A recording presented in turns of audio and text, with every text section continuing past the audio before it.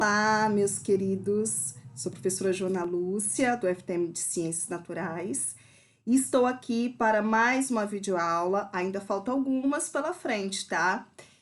Não é porque eu queira, eu gosto muito de dar aulas, videoaulas, porém, é atendendo, tá, as habilidades necessárias para que os alunos possam aprender durante a educação básica, tá? Durante o ensino fundamental 1. Sendo assim, vocês terão essa videoaula e ainda a unidade 3 que vamos terminar, tá? Vamos começar e terminar.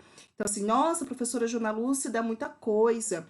É porque a professora Joana Lúcia atende a BNCC no que se refere às habilidades e competências a serem trabalhadas de 1º ao 5º ano e educação infantil, tá certo?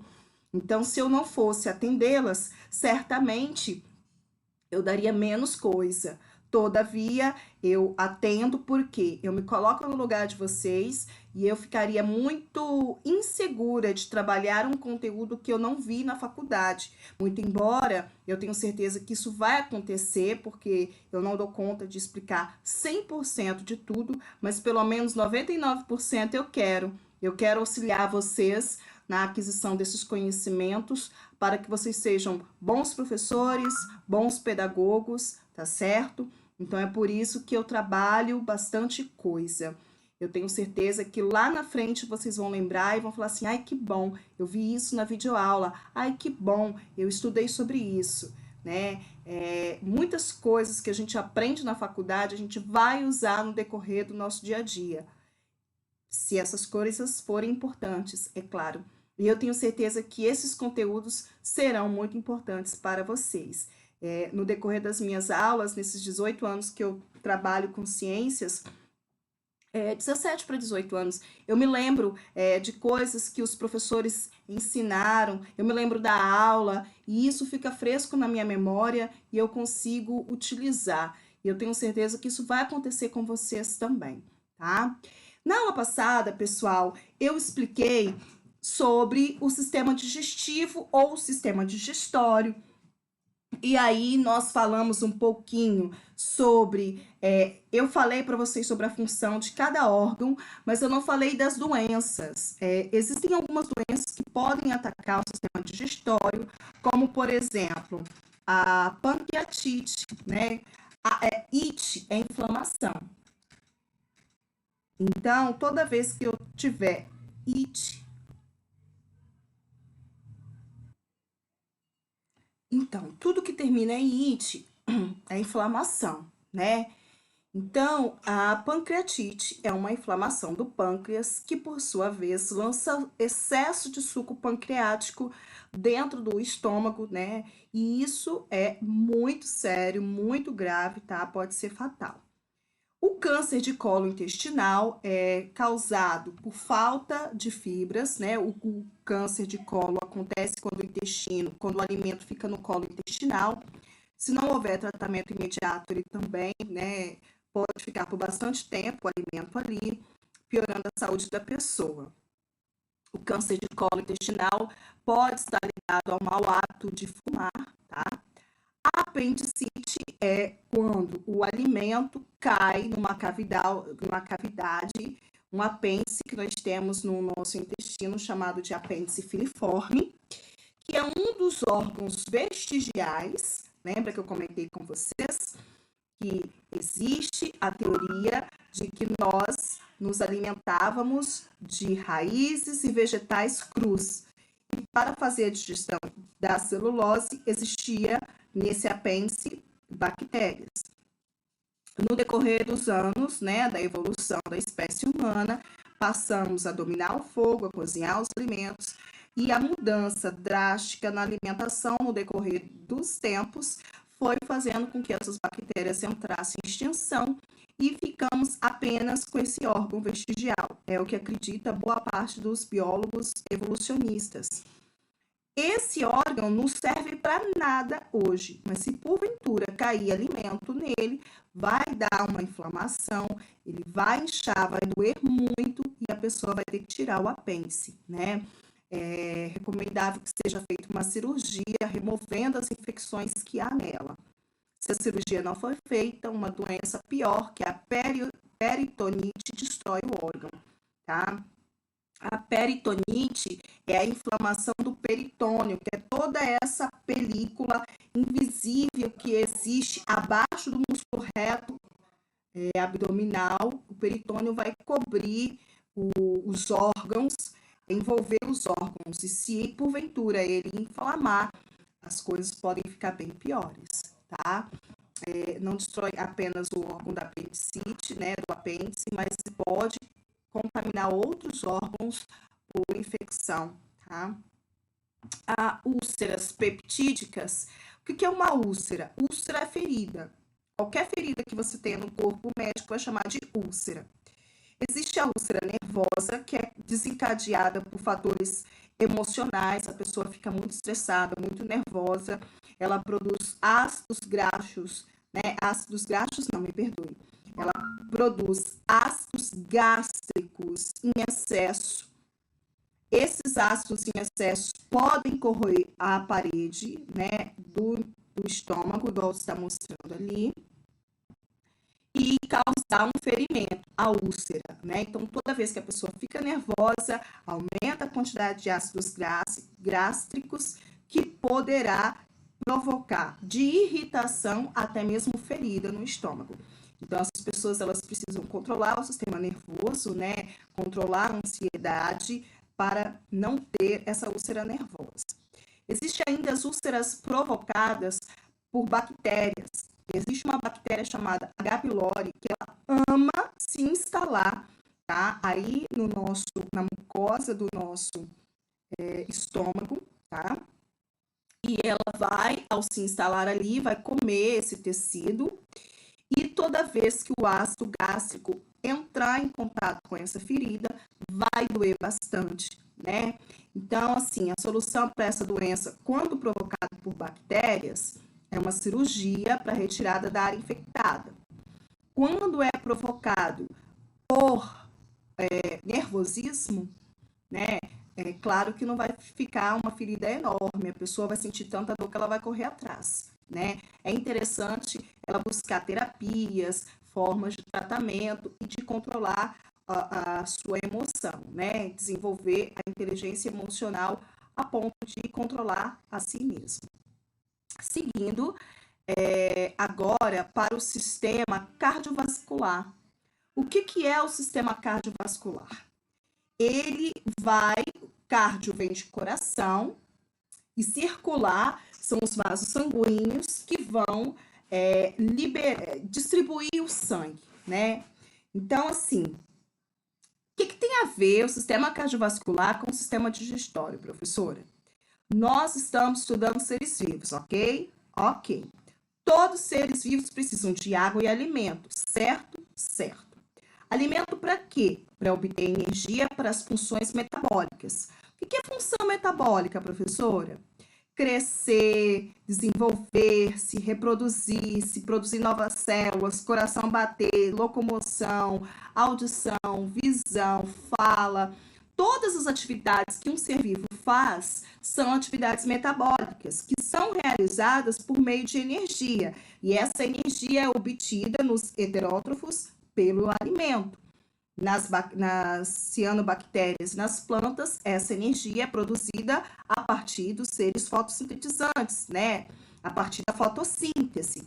Nós não produzimos fotossíntese, logo, somos obrigados a comer outro ser vivo, por isso que somos heterótrofos ou heterotróficos, tanto faz.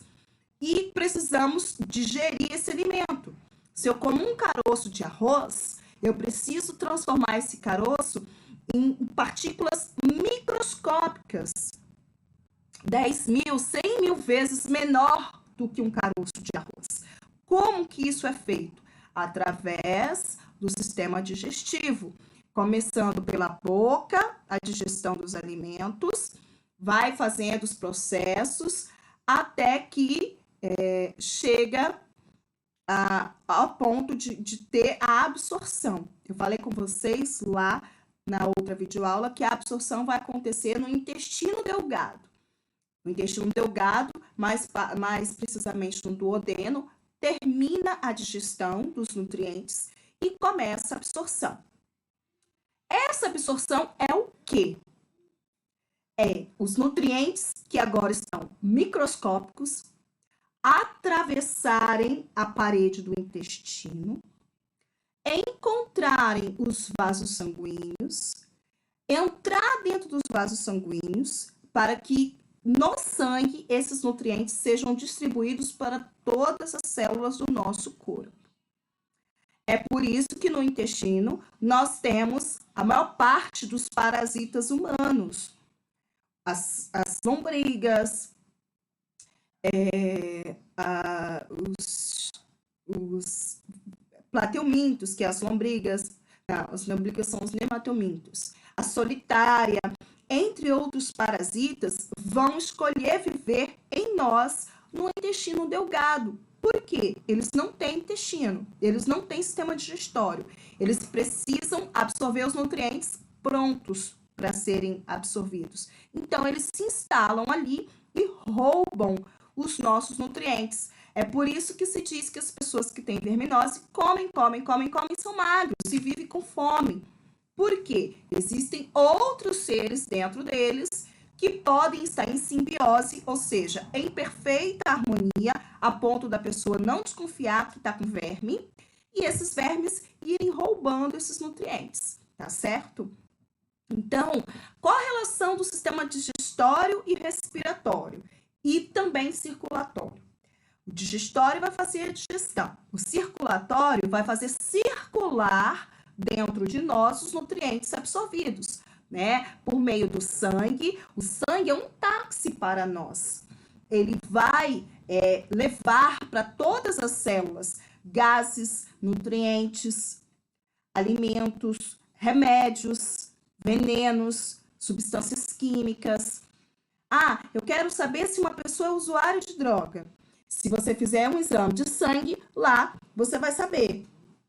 O sangue, ele é constituído por duas partes. Uma líquida, chamada de plasma, e uma sólida, feita por células, né? Os glóbulos vermelhos e os glóbulos brancos.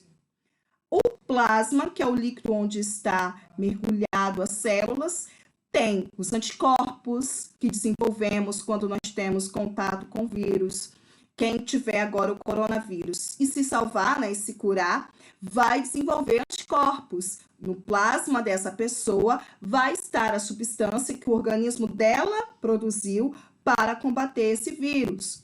Se você tomou uma vacina, o seu corpo vai produzir anticorpos que vai ficar no seu plasma. Ah, eu fui picado por uma cobra. Então, você vai receber um soro, que já é um anticorpo pronto, produzido por um cavalo, qualquer outro animal, ou uma substância química que vai neutralizar a ação desse veneno dessa cobra ou qualquer outro animal peçonhento. Então, no plasma nosso está toda a nossa informação. Quando a mãe amamenta um filho, ela está passando, através do leite materno, os anticorpos presentes no plasma do sangue dela, que pelo leite vai passar para o bebê. É por isso que se diz que o leite materno é melhor, porque tem anticorpos da mãe, anticorpos que ela desenvolveu no decorrer da vida dela. Então, essa criança que mama o leite do peito terá mais um sistema imunológico melhor, mais resistente, visto que vai ganhar essas vacinas naturais, chamadas de anticorpos, de sua mãe, certo? Os leites artificiais, as fórmulas, não têm esses anticorpos. Logo, essas crianças podem ser mais vulneráveis, né, a desenvolver doenças, a terem doenças causadas por vírus, né, por ela não ter esses anticorpos, tá? Enfim, então o sistema circulatório, pessoal, ele vai fazer a distribuição desses nutrientes para a célula. A gente diz que nós respiramos pelo nariz, né? Assim, a respiração, na crença popular, ela se dá unicamente pela entrada e saída de ar. Na verdade verdadeira, a respiração, ela acontece dentro da célula. A respiração, ela é chamada de respiração celular. que é aquela que ocorre dentro da célula, numa organela chamada mitocôndria, pelo qual, ao longo desse processo de respiração celular, nós vamos obter a energia necessária para o funcionamento do nosso corpo. O nosso sistema respiratório, na verdade, ele seria o nome correto, né, para ele, o sistema de ventilar. Por que ventilar? Seria o sistema de absorver o gás oxigênio, inspirar o gás oxigênio e expirar o gás carbônico. Então, o nosso sistema respiratório, ele tem a função apenas de fazer essa condução de gases. Quem realmente respira, quem realmente produz energia são as células. Para produzir essa energia, elas vão precisar, então, de alimentos, que veio do sistema digestório, vão precisar de gás oxigênio, que vem do sistema respiratório, e lá dentro dela elas vão produzir energia, que será dispersada também pelo sistema circulatório, e o sistema circulatório vai devolver o lixo. O que é o lixo? É o gás carbônico, que vai ser jogado fora pelo sistema respiratório. Então, eu tenho aí uma tríade, né? Um trio fundamental para a produção de energia. Eu vou precisar do sistema digestivo ou digestório, do sistema respiratório e do sistema circulatório. É por isso que, se meu coração morre, os outros órgãos também morrerão. É por isso que, sem o intestino delgado, sem todo o intestino, eu não vou conseguir obter os nutrientes. E é por isso que, se eu não tiver o sangue circulando, eu também não vou conseguir produzir a energia fundamental para a minha existência. Então, esses sistemas estão juntos no metabolismo, tá certo? Vamos entender melhor como é que funciona? Nossa, professora, isso tudo foi só a introdução? Digamos que sim, né? Aqui, vamos primeiro para o sistema circulatório. Aliás, desculpa, respiratório. O sistema respiratório, ele é formado pelas vias aéreas, que consiste na cavidade nasal, na laringe, na traqueia, que se bifurca, né, em duas saídas, nos brônquios, depois os bronquíolos, né? E por fim, no final dos bronquíolos, eu terei os alvéolos pulmonares, que são essas estruturas aqui, que mais se parecem um cacho de uva, não é verdade? Muitas pessoas pensam que os pulmões estão atrás, porque o médico, quando vai verificar se sua respiração está limpa ou não, ele põe o aparelho atrás. Todavia, nosso pulmão ele está à frente. O médico põe atrás o aparelho para que os batimentos cardíacos não atrapalhem ele de ouvir, né? Se existe ou não algum ruído, algum chiado dentro dos seus pulmões. Mas o nosso pulmão está aqui na frente, debaixo da caixa torácica, dessas costelas e do osso externo. As costelas e o osso externo vão formar uma caixa chamada de caixa torácica, onde estão os pulmões. Tanto o pulmão esquerdo quanto o direito têm as mesmas estruturas, tá? A diferença é que o pulmão do lado esquerdo, ele tem aqui, ó, tá vendo? Um abaulamento por conta do coração, que também está, né, na frente. Aqui na ponta do osso externo, que a gente sente o coração. Atrás do coração, nessa mesma direção, eu vou ter a cárdia, que é a entrada, né? A válvula que controla a entrada e saída de alimentos para o estômago. Então, o estômago está passando aqui por detrás, né, do coração. Por isso que aquela válvula se chama cárdia. Ela está na direção do cardio, do coração. Pois bem, então, o coração, ele está assim no meio, com a ponta voltada para o lado esquerdo do peito. E do lado esquerdo é onde os batimentos cardíacos são mais fortes. Depois, lá na frente, eu explicarei o motivo, tá certo? Vamos falar do sistema respiratório agora. Qual a função do sistema respiratório? Absorver oxigênio e jogar para fora o gás carbônico.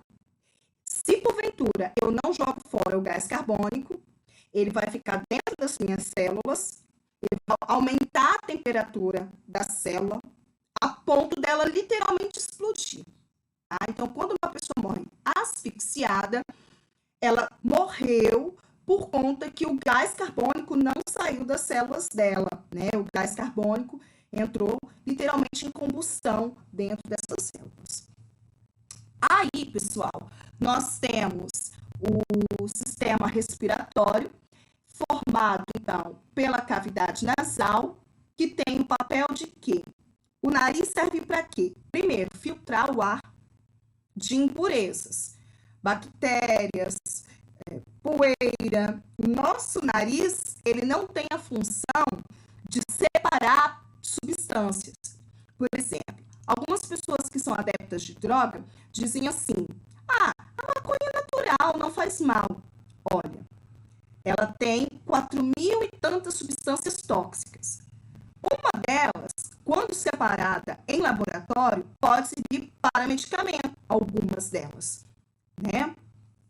Por exemplo, a morfina é uma droga derivada do ópio que você, lá no laboratório, eles conseguem extrair a parte que é medicamento e vai fazer o medicamento. O nosso nariz, ele não tem essa capacidade. Ele não tem a capacidade de separar as substâncias que são tóxicas das não tóxicas, de modo que a gente obtenha apenas o remédio. Quem vai ingerir aquela substância vai ingerir todas as substâncias nocivas, que são as ruins, né? E não nocivas. E poderá sofrer as consequências desse mau hábito no futuro, tá certo? Pois bem, então o nariz ele vai servir para filtrar, barrar as impurezas. Além disso, ele aquece o ar para que esse ar chegue nos pulmões mais próximo da nossa temperatura interna, né? É por isso que respirar pela boca é errado, porque a boca não vai ter esses pelos para servir de proteção, né, de uma barreira contra essas impurezas. Depois, esse ar, então, vai descer, né, pela laringe, região essa onde estão as cordas vocais, que quando você fala, você sente elas vibrando, né? As cordas vocais, então, a laringe é a abertura que vai sair aí na traqueia. Se você passa a mão no pescoço, você sente os anéis da traqueia. Os homens têm uma protuberância nessa região, que é chamado pomo de Adão, ou gogó, né? E a traqueia, ela vai, então, ela é um cano que está 100% do tempo aberta para entrada e saída de ar. Gás carbônico subindo para sair, para ser eliminado pelo nariz e pela boca. E gás oxigênio entrando, tanto pelo nariz quanto pela boca, é possível que o oxigênio entre, para ir para as células. Qual o destino do oxigênio? Passar por toda essa via respiratória para chegar às células, tá certo? Esse é o objetivo.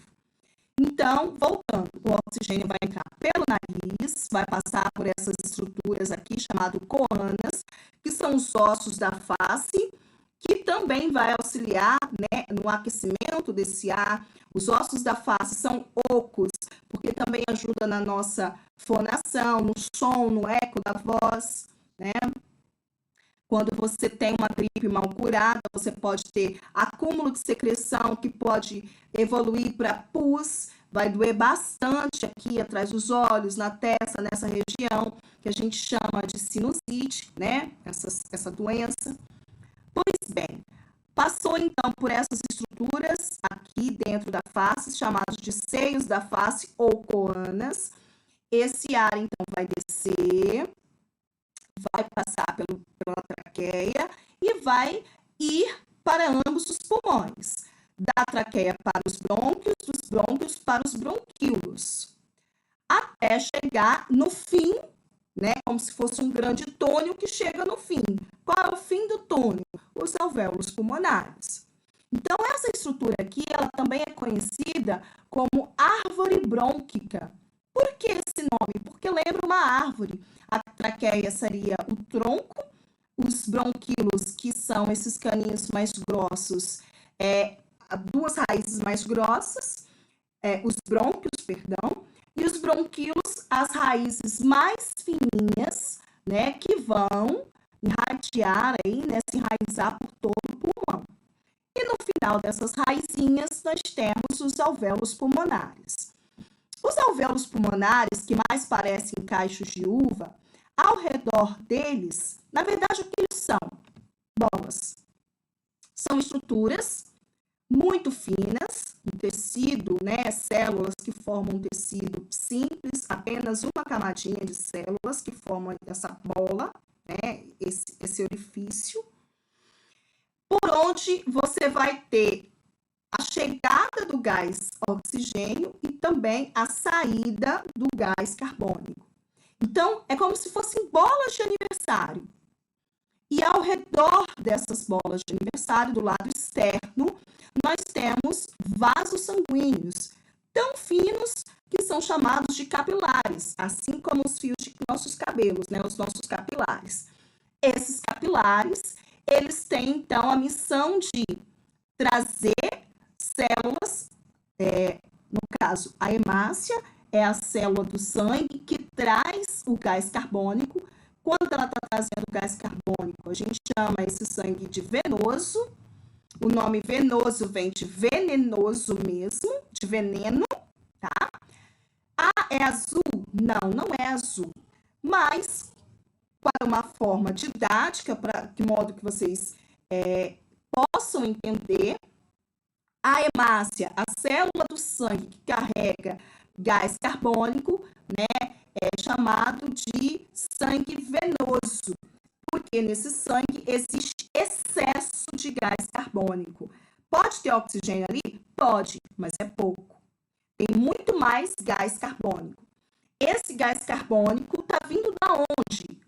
Das células do corpo. É o lixo da respiração celular. É o que sobra da respiração celular, da produção de energia. Esse lixo vai ser trazido pelas hemácias e vai ser, né, descartado aqui dentro dos alvéolos. Mas como, professora, que isso acontece? O gás, pessoal, por difusão, é um processo chamado difusão. Ele é tão pequeno, tão pequeno, tão pequeno, que ele atravessa a parede da hemácia e ele vai sair do meio onde ele está menos concentrado, mais concentrado, que é, no caso, esse capilar, e vai para o menos concentrado. Isso é a difusão, quando um metabólito, uma substância, um gás, sai de um lugar onde ele está muito concentrado e migra para um lugar onde ele está pouco concentrado. Isso é a difusão. Então, por difusão, esse gás carbônico vai sair da hemácia e vai passar para o vaso sanguíneo, né? O capilar, vai sair do capilar e vai chegar dentro do alvéolo. E do alvéolo ele vai sair pelo bronquíolo, brônquio, traqueia, laringe, nariz ou boca. O gás carbônico vai sair. Pela mesma hemácia, o oxigênio que está chegando por difusão, ele vai sair do meio onde ele está mais concentrado, que é o alvéolo pulmonar, e vai para o meio onde tem pouco, que é essa hemácia aí, que vai, olha, deixando o gás carbônico e pegando o oxigênio, e a partir daqui o sangue vai se tornar arterial. O sangue arterial é aquele rico em oxigênio, é o sangue que vai ser distribuído para todas as células do corpo poderem fazer energia, poderem produzir o processo de energia, tá? Então, os alvéolos, é dentro dos alvéolos que vai acontecer a troca. Sai gás carbônico, entra oxigênio. Sai gás carbônico, entra oxigênio. Isso simultaneamente, tá? Por isso que a traqueia fica 24 horas aberta, nunca fecha, para que esses gases possam ter livre trânsito, né? E e você possa fazer as trocas gasosas, tá certo? Acredito que vocês estejam acompanhando, embora seja muita informação, podem voltar o vídeo para ver novamente. Aqui nos alvéolos, no desenho dos alvéolos, é por isso que nós temos vasos pintados de azul, que representa o sangue venoso, de gás carbônico, chegando aqui, ó, a parte azul. Deixa eu ver se eu consigo ampliar mais.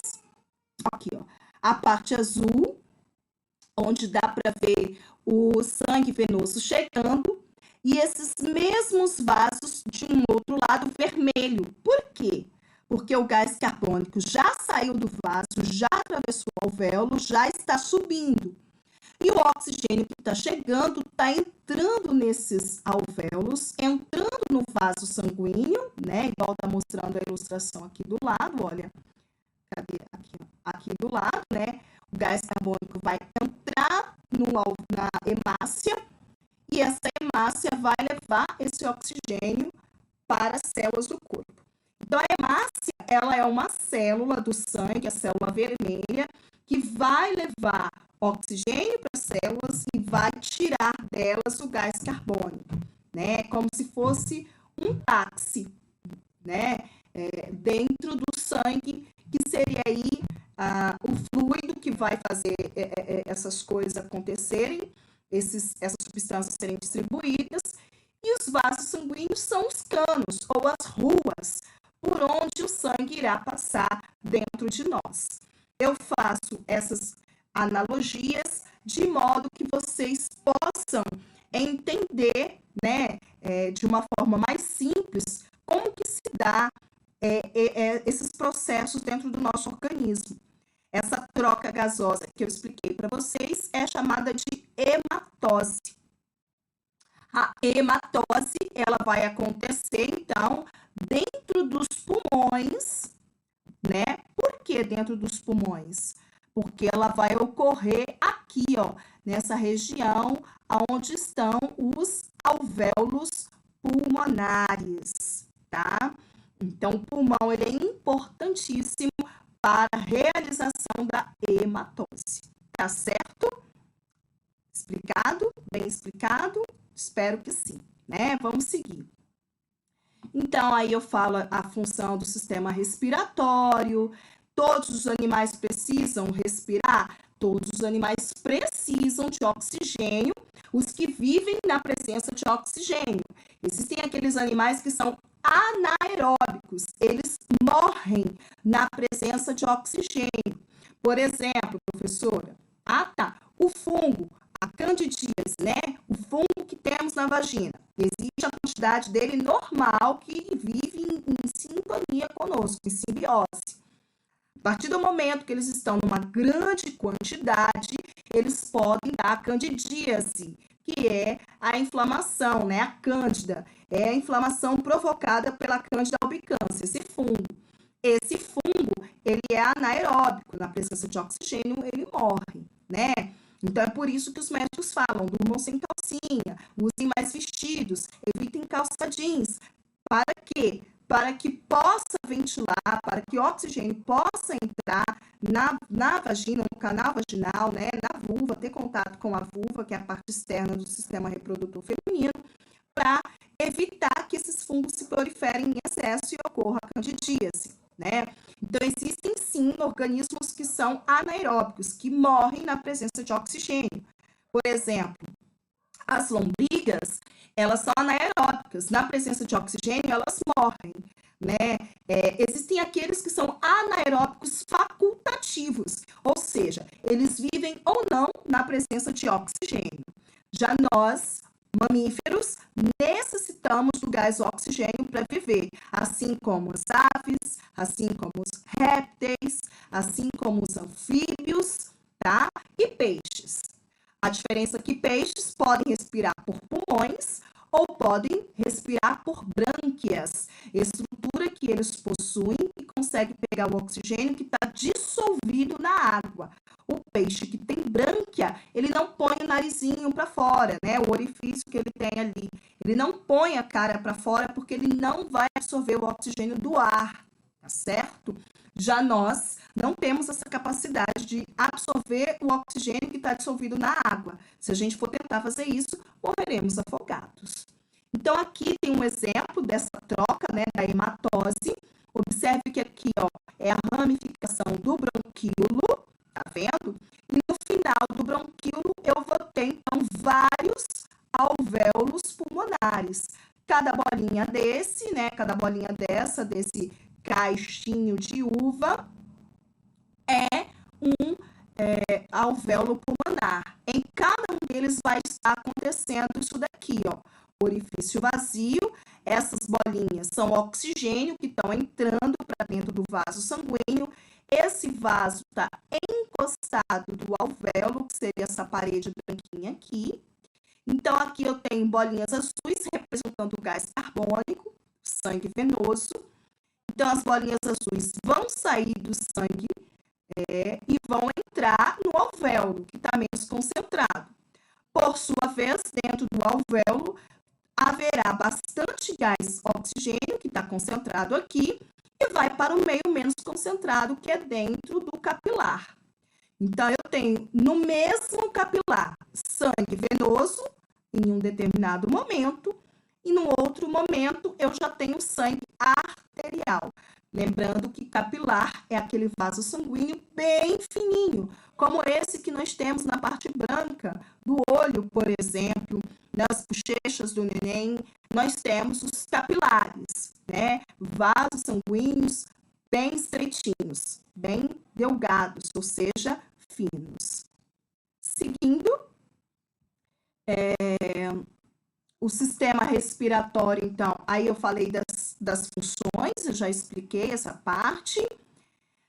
A traqueia, brônquios e bronquíolos eu já falei. Quando você tem bronquite, por exemplo, bronquite e inflamação dos brônquios, por alguns fatores como pólen, ácaro, que são animais invertebrados presentes na poeira, fungos, você pode desenvolver uma alergia. O seu sistema imunológico vai reconhecer essas substâncias como um antígeno, algo estranho, um veneno, suponhamos assim, e vai produzir anticorpos, vai atacar esse antígeno.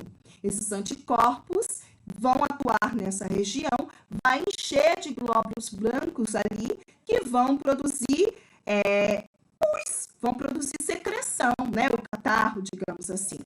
E vai obstruir a passagem de ar, que é os bronquíolos. Então, a bronquite, ela necessita ser tratada. Existem várias bronquites. A asma é uma outra doença desse aparelho, né, respiratório. E caso não trate, a pessoa vai ter o quê? Dificuldade respiratória. A bronquite, ela não é uma doença passageira, ela é crônica. Ela vai vir vai e volta na vida do indivíduo à medida que ele tiver contato, né, com antígenos, ou seja, substâncias estranhas, que pode ser pó, pode ser líquido. É por isso que tem pessoas que não podem sentir cheiro de perfume, porque são alérgicas, cheiro de flores, pólen de flores, poeira e uma série de coisas pode desencadear esse processo alérgico nessas pessoas, né? A pneumonia.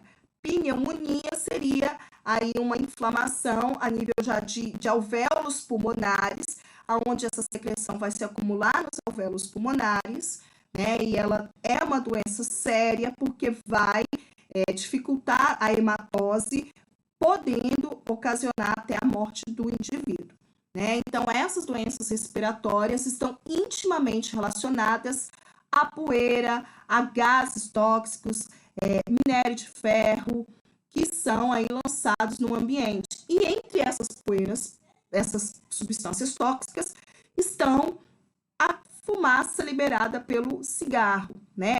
Eu já disse lá atrás que o cigarro pode provocar câncer de intestino, câncer de estômago e principalmente principalmente o efizema pulmonar, que é o câncer pulmonar, ocasionado principalmente por substâncias advindas do cigarro. Existem outras fontes, né, como benzeno, por exemplo, que são substâncias químicas presentes em outras situações, mas o que a gente mais tem no Brasil são cânceres de pulmão ocasionados pelo mau uso, né, o mau hábito de fumar. Então, a fumaça do cigarro, embora você não seja fumante, você vai inalar. A pessoa que está do lado, ela inala mais fumaça do que o próprio fumante. É por isso que a lei foi criada, para proibir cigarro em ambiente fechado. Sem contar que as substâncias que saem da fumaça do cigarro ficam impregnadas no ambiente e, ao respirar, você vai estar inalando, trazendo para dentro do seu sistema respiratório essa substância, tá? Aqui nós temos a foto de um pulmão de uma pessoa que morreu saudável, né? E aqui nós temos um pulmão de alguém que morreu por insuficiência respiratória devido ao efizema pulmonar. O pulmão fica preto. Por quê? Porque os alvéolos morrem. Eles ficam escuros mesmo, incapazes de fazer a hematose, a morte do alvéolo pulmonar, né? Ocasionada até no primeiro cigarro. Aí você fala assim, e por que demora a morrer? É porque nós temos bilhões de alvéolos pulmonares por centímetro quadrado do nosso pulmão, e eles, para que tudo isso, né, morra, para que vários alvéolos estejam comprometidos a ponto de você ter problemas sérios, demora muito tempo. Mas o fumante, que já tem aí 1 ou 2 anos fumando, numa quantidade grande de cigarro, é testemunha viva de que não consegue correr, que sente falta de ar a subir um morro, a pedalar, entre outras atividades físicas. Por que sente falta de ar? Porque boa parte dos alvéolos pulmonares estão comprometidos, né? A pessoa que já está num caso sério de efizema, que fica internada, o médico é capaz, ele tem que fazer aqui, né, um furinho na traqueia para que ocorra a ventilação pulmonar, ou seja, para que a respiração se dê pelo furinho, né, a traqueostomia, porque esse pulmão não é mais capaz de realizar a hematose. Então, boa parte das pessoas que desenvolve o câncer de pulmão, boa parte delas morrem. Poucas sobrevivem para contar quais foram as consequências do mau hábito de fumar, né? E é importante a gente trabalhar isso com os alunos para sensibilizá-los e principalmente para que eles sensibilizem os pais deles, que muitos são fumantes, né? E eles acabam aprendendo esse mau hábito com os próprios pais e familiares, amigos. Aqui é a pneumonia, quando eu falei com vocês que o alvéolo pulmonar fica cheio, né, de líquido que vai impedir a hematose, né, de ocorrer. Isso é seríssimo. E na próxima videoaula falarei mais sobre o sistema cardiovascular, tá certo? Fiquem com Deus. Um grande beijo para vocês e até mais. Tchau, tchau.